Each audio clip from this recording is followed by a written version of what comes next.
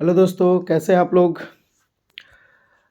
प्रत्येक वीडियो की भांति मैं इस बार भी विद्यार्थी स्टूडेंट के लिए और सीबीएसई स्टूडेंट के लिए जो सीबीएसई स्कूल में एडमिशन कराना चाहते हैं, तो वैसे ही स्टूडेंट के लिए यहाँ पर इन्फॉर्मेशन है। क्या इन्फॉर्मेशन है आपको यहाँ पर दिख रहा होगा लगभग, ठीक है। तो मैं इस इन्फॉर्मेशन को डिटेल से मैं बताने वाला, उसके लिए चिंता आप ना करें, ठीक। और मैं बोलना चाहता हूँ, मैं बताना चाहता हूँ कि पढ़ाई, स्टडी जो है, ठीक है, पढ़ाई एक ऐसा ताकत है कि आप कभी खाली बैठ नहीं सकते हैं। अगर आपको इंटरेस्टेड है तो। इंटरेस्टेड जिसको नहीं है वो क्लास में रहे, कहीं भी रहे, वो कभी पढ़ नहीं पाएंगे वो, ठीक है। तो जो इंटरेस्टेड बच्चे हैं ना, अगर वो पढ़ाई में उनको मन है तो वो कभी भी खाली बैठ नहीं सकते।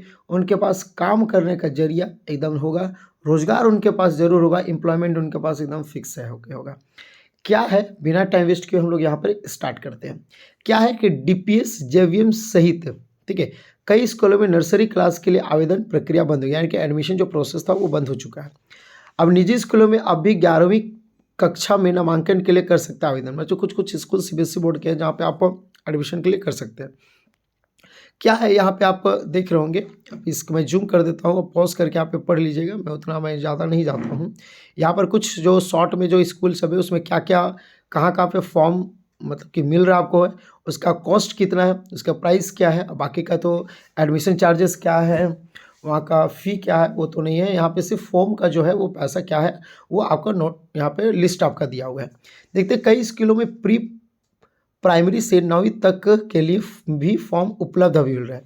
काउंसलिंग व टेस्ट के माध्यम से लिया जाएगा नामांकन, यानी कि जो एडमिशन आपका होगा तो पहले तो आप फॉर्म फिलअप कीजिएगा, उसके बाद आपको काउंसलिंग यानी कि इंटरव्यू लिया जाएगा, या फिर आपसे कुछ क्वेश्चन पूछा जाएगा, या फिर आपका क्या होगा कि टेस्ट के जरिए आपका क्या होगा, एडमिशन होगा। स्कूलों में प्री प्राइमरी क्लास में नामांकन काउंसलिंग के माध्यम से लिया जा रहा है।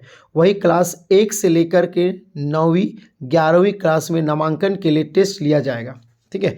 क्या बोलता है कि स्कूल में प्री प्राइमरी क्लास में, प्री और प्राइमरी क्लास में काउंसलिंग किया जाएगा, मतलब छोटे बच्चे लोग होंगे तो उनसे नॉर्मली क्वेश्चन पूछा जाएगा, तो वो सब रिटेन उन लोग का नहीं होगा, टेस्ट उन लोग का नहीं, क्योंकि छोटे बच्चे हैं।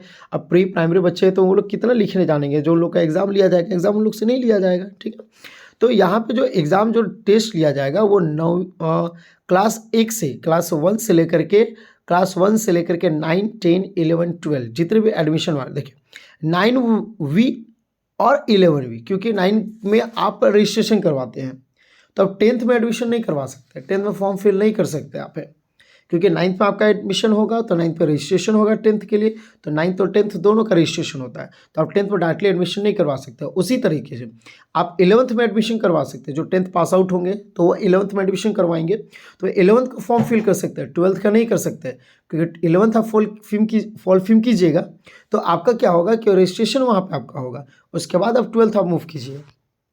आगे क्या बोलता है, नामांकन के लिए टेस्ट लिया जाएगा। नर्सरी में नामांकन फॉर्म भरने व नामांकन के लिए नगर निगम की ओर से निर्गत जन्म प्रमाण पत्र अनिवार्य है। अब क्या बोलते हैं, नर्सरी में जो नामांकन होगा, एडमिशन होगा, उसके लिए फॉर्म भरने व नामांकन के लिए नगर निगम की ओर से जो निर्गत जन्म प्रमाण पत्र यानी कि आपका जो बर्थ सर्टिफिकेट जो होगा वो बहुत ज़रूरी है। ज़्यादातर स्कूलों में नामांकन के लिए स्टूडेंट्स की उम्र 31 मार्च 2023 व 1 अप्रैल 2023 तक 3.5 साल से 4.5 साल तक के बीच की होनी चाहिए, मतलब छोटे बच्चों के लिए। हालांकि उम्र की सीमा अलग अलग स्कूलों में अलग अलग है, ऑब्वियसली बात है, सारे स्कूलों में अपने अपने प्रोटोकॉल रहता है कि हम आप बच्चे जो लेंगे इतने से इतने ईयर्स तक लेंगे, ऐसे बच्चे को मैं लूँगा, क्योंकि कोई भी स्कूल जो है वो अपना रिजल्ट को ख़राब करना नहीं चाहता है। अब देखिएगा कि यहाँ पर जो स्कूल है तो उसमें क्या क्या फॉर्म का जो प्राइसेज है, फॉर्म का जो कॉस्ट है वो क्या क्या यहाँ पर रखा गया है। देखिएगा डीपीएस रांची का जो 11th क्लास का जो है वो 2000 रुपया है, ठीक है। उसके बाद आपका ऑक्सफोर्ड पब्लिक स्कूल जो है प्रेप पहली चौथी यानी कि फर्स्ट क्लास, 4th क्लास और 6 to 9, देन आफ्टर 11th का जो 2000 रुपीज़ फॉर्म का प्राइस है। फिर सरला बिरला स्कूल जो है वो 11वीं क्लास का जो फॉर्म का है वो किताब का 2500 है। कैम्ब्रियन स्कूल नर्सरी से 8वीं तक यानी कि क्लास नर्सरी से लेकर के 8th क्लास तक फॉर्म का जो चार्जेस है वो 1000 रुपीज़ है। फिर आलाल पब्लिक स्कूल जो है नर्सरी से 5th क्लास तक आपका 1000 रुपीज़ है। चिरंजीवी कॉन्सेप्ट स्कूल एलकेजी से 9वीं और 11वीं, यानी कि एलकेजी से 9th क्लास और 11th क्लास का जो है 1000 रुपीज़ है। सच्चिदानंद ज्ञान भारती स्कूल जो है नर्सरी से लेकर के 4th क्लास का जो फॉर्म का जो चार्जेज है 500 है, बहुत अच्छा, ये कम चार्जेस कर रहे हैं। उसके बाद ब्रिजफोर्ड तुपुदाना जो है प्री नर्सरी से 9th क्लास तक जो है 1000 रुपीज़ है। गुरु नानक स्कूल नर्सरी से 9th क्लास तक जो 1500 रुपीज़ है। Allen Garden High School nursery से 9th और 11th क्लास के जो 700, इनका भी फॉर्म चार्जेस काफ़ी लो है। शारदा ग्लोबल स्कूल जो है नर्सरी से 9th क्लास का फॉर्म का चार्ज 1000 रुपीज़ है। फिर Nirmala convent school pre nursery से 8th क्लास तक 1000 रुपीज़ है।